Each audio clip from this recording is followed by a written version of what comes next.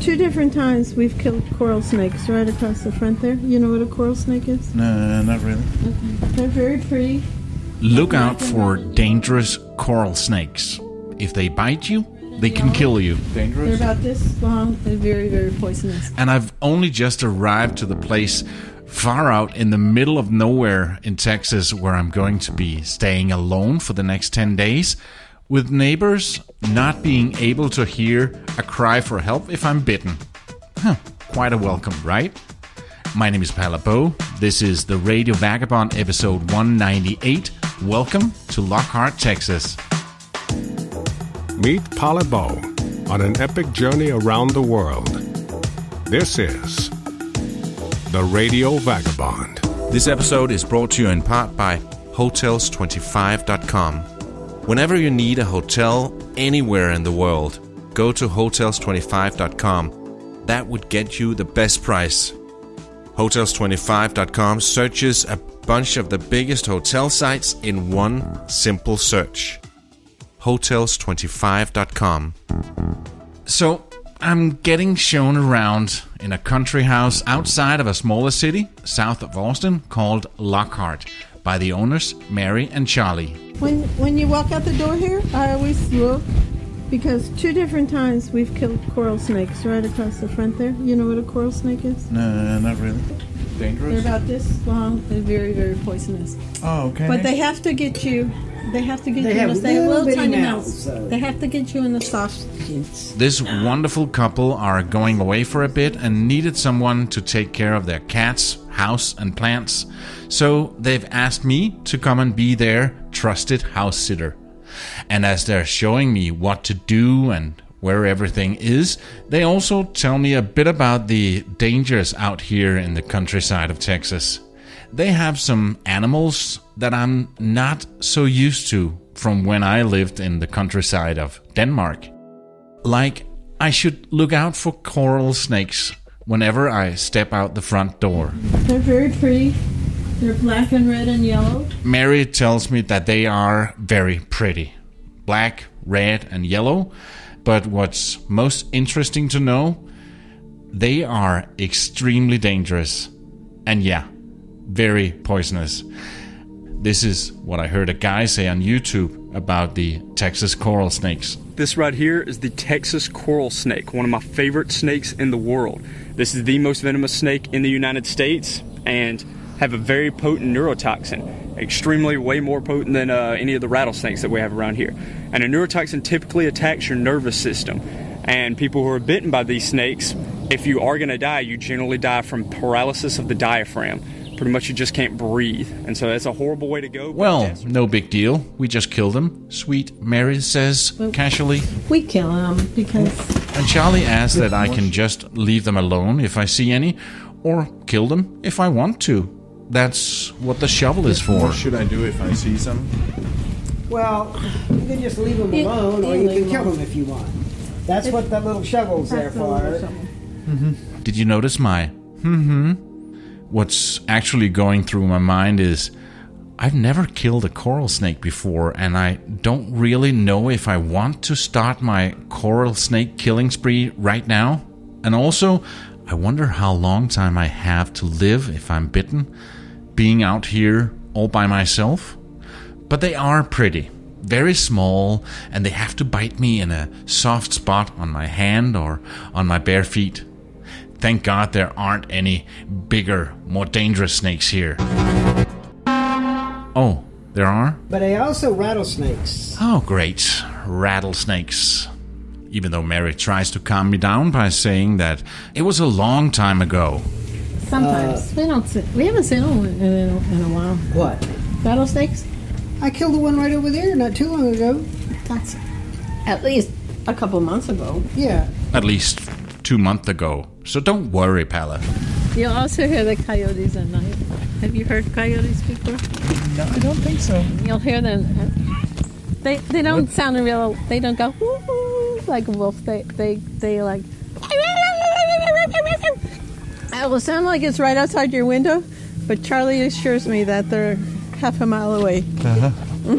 Interesting. Yeah. Interesting. That's one way of putting it.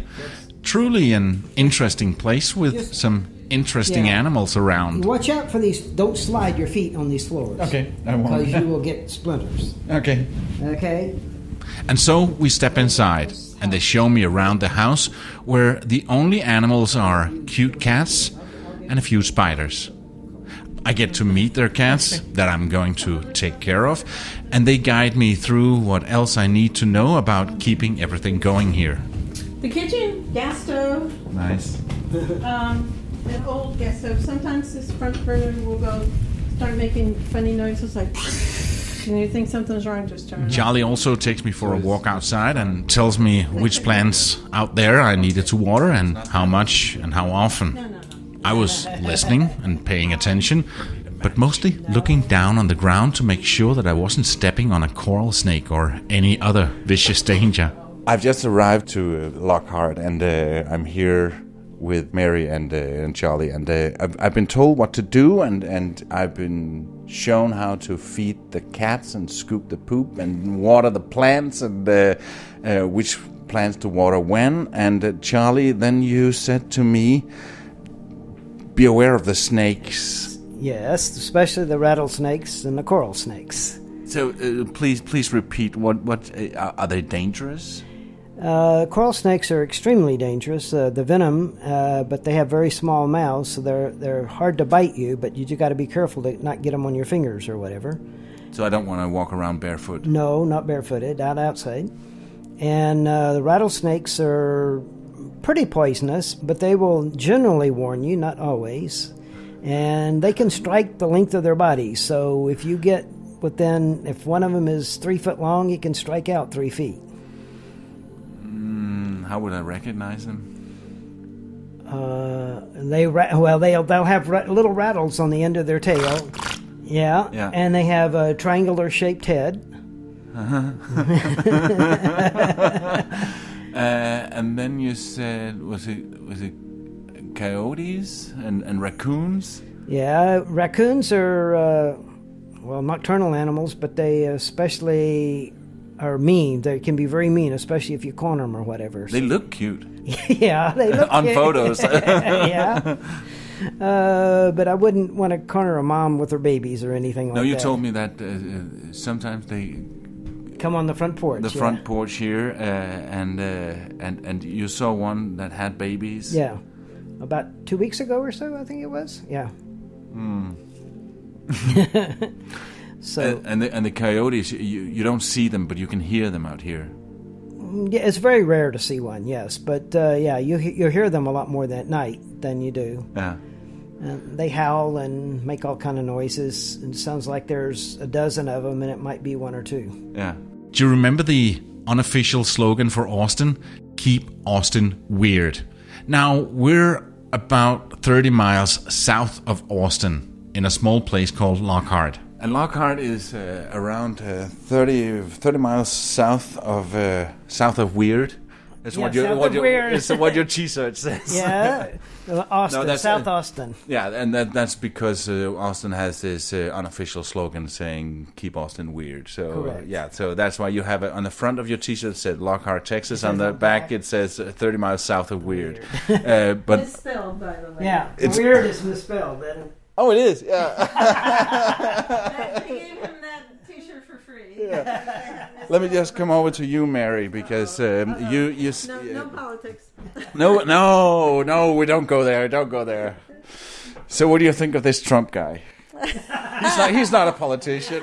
No, no. He's the president. Yep. I gotta show him respect. Yep. Yeah, I don't always agree with him, but then I didn't agree more with the others. So no, let's talk barbecue instead. Barbecue, That's a more safe topic. Yeah. Lockhart, for some reason, when I told people in Houston and in Austin that I was going to Lockhart, they said, "Oh, they have the best barbecue in Texas." So they say, Yeah. but we've had good barbecue in other places too. Yeah. But Texas does barbecue well. But you took me to a place today. Yes. Smitty's, yeah, that's right. And there are 3 other competing barbecues, and I intend to try them all when I'm here. But we came in, and there was a fireplace. I smell smoke as a campfire as soon as we opened the door and got in there.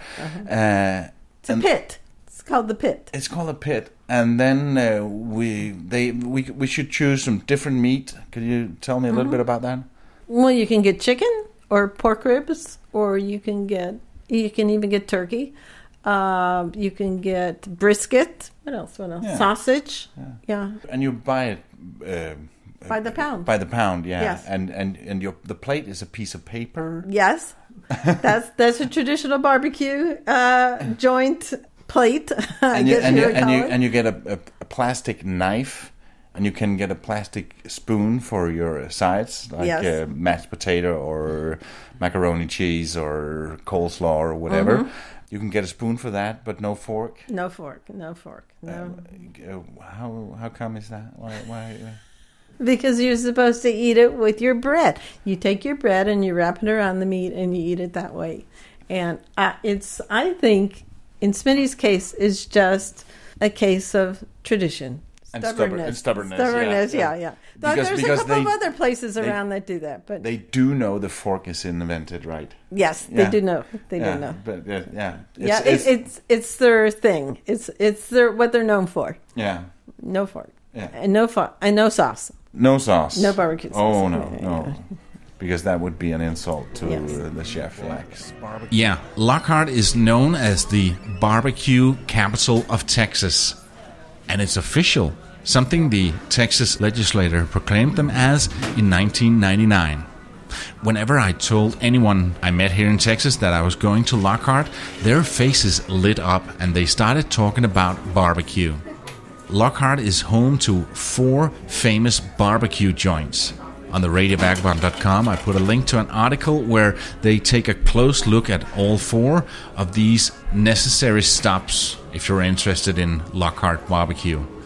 Kreutz Market, Black's Barbecue, Chisholm Trail Barbecue, and the place we went to, Smitty's Market. You're going to grab a plate there, self-serve, each side is what is it? $2.19 a serving and the meat's done by the way. What was that? It's $2.19 a serving and the meat's done by the weight up front. Okay. So I get some stuff. As soon as we walked inside, I felt like I was walking into history. We got brisket, we got sausage, we have original and jalapeno and cheese. Giant beef ribs, we got pork spares and pork babies. Also have chicken and turkey. So many choices. Let me Actually, one of the competitors, Kreutz Market, was located at this spot before they moved to its current location. And it was the sister of the owner of Kreutz that opened Smitty's Market after they had a family disagreement. The article, with the title How to Eat Your Way Through Lockhart, the barbecue capital of Texas, suggests that you arrive armed with your appetite, good friends, and plenty of napkins. But it's quite remarkable that this city has so much good barbecue, because it's not a big city. It's small. It's 14,000. Yeah. Our biggest industry is cotton. You pass some cotton fields on the way in. I don't know if you recognize them. It's a very Hispanic town. Hispanics that have been here for generations. It's a very old town. It's been around a long time. Mm-hmm. Let's see what else is there. The courthouse is special. I don't know if you know about Texas courthourhouses, but a lot of them were built during that time, and they're very fancy empire style. You talked about they did some movies in there. There's been a lot of movies filmed in Lockhart. I couldn't tell you the name of any of them offhand, but frequently it's closed off downtown. They redo the square and the stores to conform to a particular time. Usually the movies are about the 50s or 60s because it still kind of looks like that. Oh, yeah. And there was even what was the name of that TV show that was here? Revolution. It was for 3 or 4 seasons, and it was filmed. Some of its sites were in Lockhart. Yeah, but they have the chamber has a whole section dedicated to promoting movie filming here in Lockhart. I've done a bit of research about Lockhart, so let's get a few more facts about where we are. And now, facts about where we are. The city of Lockhart is named after Bert Lockhart, an assistant surveyor, someone who's taking measurements and mapping an area. Reportedly, he was the first Anglo to set foot in Caldwell County in the 1800s. Lockhart was the site of a victory of the Texans over the Comanche at the Battle of Plum Creek in 1840. In fact, Lockhart was originally called Plum Creek, but the name was later changed to Lockhart. The Caldwell County Courthouse is absolutely stunning, and you may recognize it from being featured in various TV shows and films. Some of those include Waiting for Guffman, Eating Gilbert Grape, The Faculty, and The Transformers, and the HBO series The Leftovers. And one final thing, no, it's got nothing to do with Gilderoy Lockhart from Harry Potter. And that was Facts About Where We Are. The ultimate destination for armchair travelers who are looking for inspiration to get out into the real world and let loose their wanderlust. This is the Radio Vagabond. And we're around 45 minutes to an hour from Austin, depending on traffic. Yes. And a little bit longer to San Antonio, but not that much. Right. Yeah, so I can do this. I will hope that I don't lose any plants and, knock on wood, any cats during my watch. I will do my very best and take care of and try not to burn the house down. And yeah, that would be a plus. Yeah, thank you. Okay. Have a good vacation. I sent Mary and Charlie off on their vacation, and I had the house for myself and the cats for the next 10 days.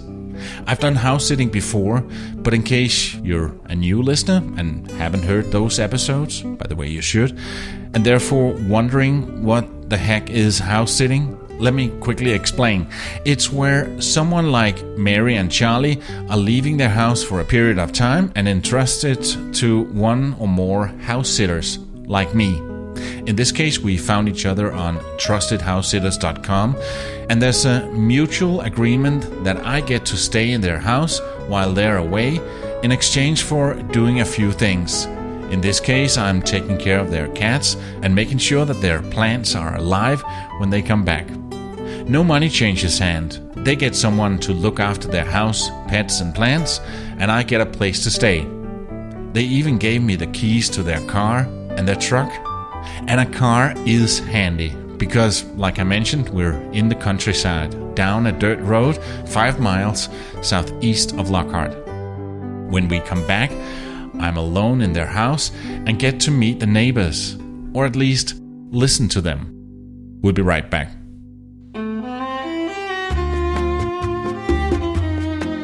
Hello, Radio Vagabond listeners. Hey, we are big Palebo fans.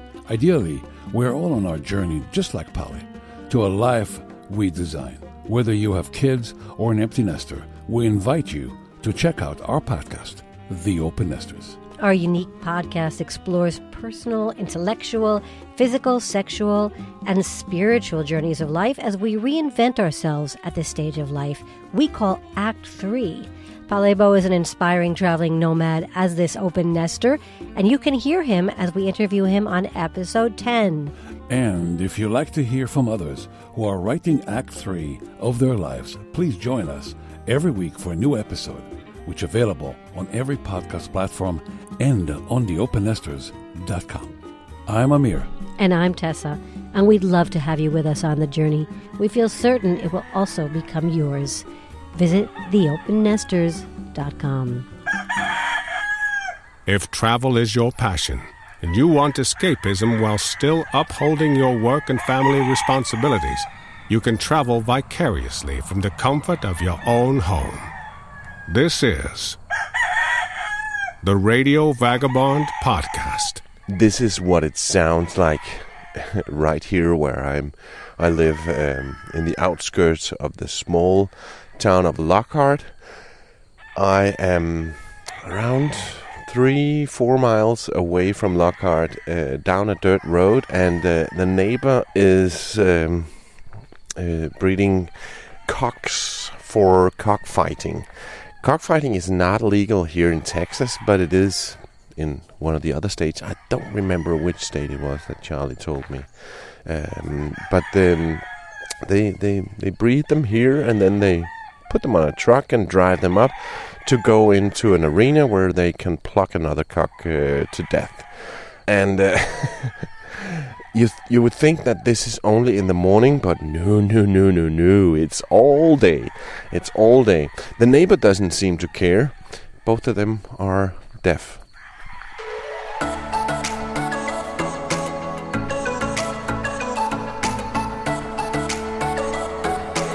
One of the next mornings, I fed the cats and headed out 2 hours north to visit another good friend. I am heading towards my good friend Paul Wayland, who lives north of Austin, around an hour and a half. It's by a lake. It looks beautiful here. His name is Paul Wayland, and like Doc Harris, that I met in Houston, I also know this Texan from the radio industry. In fact, all three of us met in Mumbai a few years earlier, where we were speakers at a conference. And like Doc, Paul is also an amazing public speaker and a very interesting man. So I just had to pay him a visit now that I was here in Texas. How are you? I am so good. You're in the hill country now. Sure am. Come on in this house. I almost ran into a deer. Yeah, they're everywhere. There are a whole bunch that live in this immediate area, so they're always right here between this house and this house. So Wouldn't it be popular if I killed Bambi? That would be terrible, wouldn't it? We wanted to see the lake. Yeah. Can I get you a drink? Would you like water? Water, please, yeah. Coming up. After a quick tour of the house on the edge of Lake Lyndon B. Johnson, he takes me for a drive around this beautiful, idyllic area. When I met Paul the last time in Mumbai, he lived in Austin. I did. I lived, in fact, within walking distance to the big park where Austin City Limits Music Festival is right now. And Paul McCartney is playing tomorrow? He is. And then Are you going? No, I have to leave and go to my conference at work. So we had a house that was maybe 4 minutes by car from downtown, and we got tired of the traffic in the city, and we had this place at the lake, and we thought, no, we'll sell our house in Austin because the real estate there is so expensive now, and we could get a good price for our Austin house, and then maybe move to a smaller community near Austin. Yeah. And then our friends said, "What, are you crazy? You know, I mean, look at the lake house where you live. Why wouldn't you live there?" Yeah. We always thought of it as a secondary home. Yeah. And then it used to be your parents? My grandparents. Your grandparents, wow. Yeah, and they built a house, and we were going to remodel that house, but instead we got into the remodeling effort and we realized there were cast iron pipes in the foundation, asbestos we can tell, and so we wound up tearing down the old house completely. Even the foundation was removed. And we built another house with the help of an architect, and what we wanted to do was include elements of the old house that people would recognize in the new house. But the whole neighborhood seems like it's a lot of new houses. There are some new houses. It's changing because this is a constant level house, constant level lake, and so it becomes very desirable. The water it doesn't go up and down. Yeah. And you know, at Lake Travis, when there was a drought, if you can't have a dock like these docks right on the water. They have to go up and down, and then there's no water at all, and it's a mess. And so now this area becomes much more valuable because the water level is constant. And so the value now of the property on this lake has gone up. You know, there's an island. Let me just interrupt you here, because what a view we have from up here. Yes, we're on top of Sandy Mountain. We call it a mountain, not like Europe. Yeah. So, it's it's a great view from here. So I brought you here so you could see. And our house is down here this way. And there's the island near the house, and when we were children, we would swim over to the island. And so this is a big lake. It's 27 miles long. Yeah, how it goes this way? Maybe it would be more easy to say, how long would it take me to drive all around it? To drive around the perimeter of the lake, it would take a while. You know, you'd be in the car all day trying to visit every place. But to go from one end to the other, it would take probably about maybe 6 hours or something like that. And it's a man-made lake. Yes, it's a reservoir with a dam at either end. And the dam generates electricity. So this is it. And you look at these hills and these mesas and these vistas, and in the past, before the lake was here, this was all Indian country. And the Indians who lived here, for the most part, were the Comanches. Oh yeah. And Comanches didn't like to farm, and they didn't like to ranch. What the Comanches enjoyed doing, they were the pirates, and they liked to raid.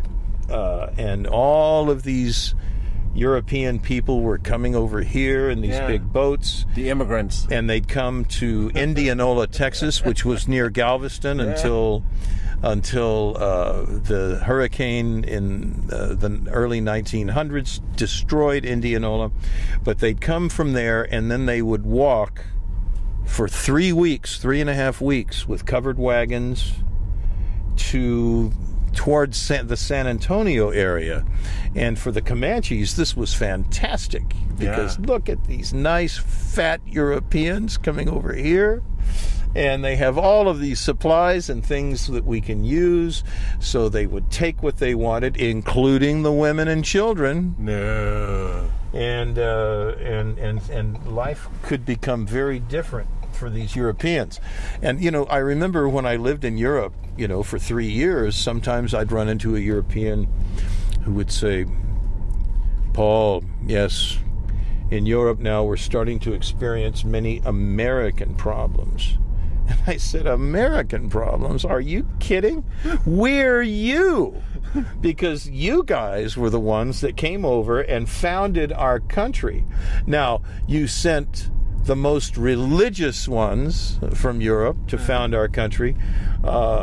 So thank you for finding the most religiously screwed up people you could find to found our country. But we're you, a twisted mirror image of the European. But we are the Germans, the Dutch, the French. We're all of those things in one big melting pot that we call the United States. Actually, I've been thinking maybe one of the reasons that Americans are it's in the blood to go-getters, that because the people that went here were not the comfortable people that they wanted religious freedom, and they wanted to. You think religion was a lot of it? A lot of these people were very religious. Absolutely, yes. But it was people who took things into their own hands and said, I am getting on a boat and I'm going to this faraway country, and that is not something that everybody would do.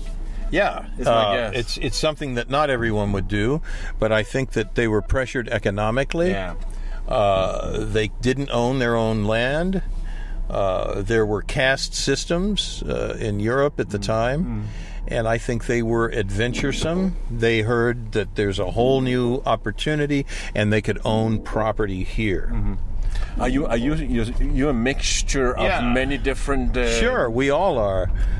So German, certainly, Scottish, Alsace, Lorraine, between France and Germany, and some other mixes, and now also in my family some American Indian as well, because things got mixed up a little bit. And well, I can guarantee I'm 100% Viking. 100% Viking, eh? Well, since my drive with Paul, I actually had one of these heritage DNA tests taken and found out that I am only 98% Scandinavian. The remaining 2% is either Greek or Southern Italian. I must say that I was a bit surprised. How did that end up in my bloodline? But then it might just be the Vikings raging and pillaging in the Mediterranean Sea back in the day and brought something back to Denmark from there. And then it just got watered down through history. If only I knew. One thing I do know is that we passed the half-hour mark, so that's all we have time for in this episode. I'll continue my drive and chat with Paul Whelan in the next episode, and in a few seconds you can hear a clip from that one. This episode is supported in part by Hotels25.com. It's a website that helps you find the best deals on hotel rooms, guest houses, and hostels all over the world in one simple search. Hotels25.com. It's best price guaranteed. And then 2 things. If you like what you hear, please give this podcast a 5-star review in your podcast app, just because it makes me feel good. And then tell a friend about the Radio Vagabond. One way you can do that is simply going to facebook.com/the Radio Vagabond and tag a friend in the post for this episode. Hey, with all the work I do to give you these episodes totally free, that's the least thing you can do for me, right? Next week on the Radio Vagabond. And we went to see Ernest Tubb, famous Nashville player. And I brought an album with me, my Ernest Tubb album, because I heard that he stuck around afterward and would sign autographs. So I brought my album. We waited in line for 20 minutes. Finally, it's our turn, and we were there, and I said, "Oh, Mr. Tubb, we're such big fans. Could you please sign my record?" And he leaned down and looked at us right in the eye with a smile on his face, and he said, "F*** off, boys." And we were totally disillusioned. This guy was our hero. And we're walking away and we're going, my God, and then suddenly my friend started laughing, and we were, with the long hair, we were like Beavis and Butthead, though, and my friend goes, "Ha, ha, ha, Ernest Tubb told us to f*** off." My name's Palabo, and I gotta keep moving. See ya. Produced by RadioGuru.co.uk.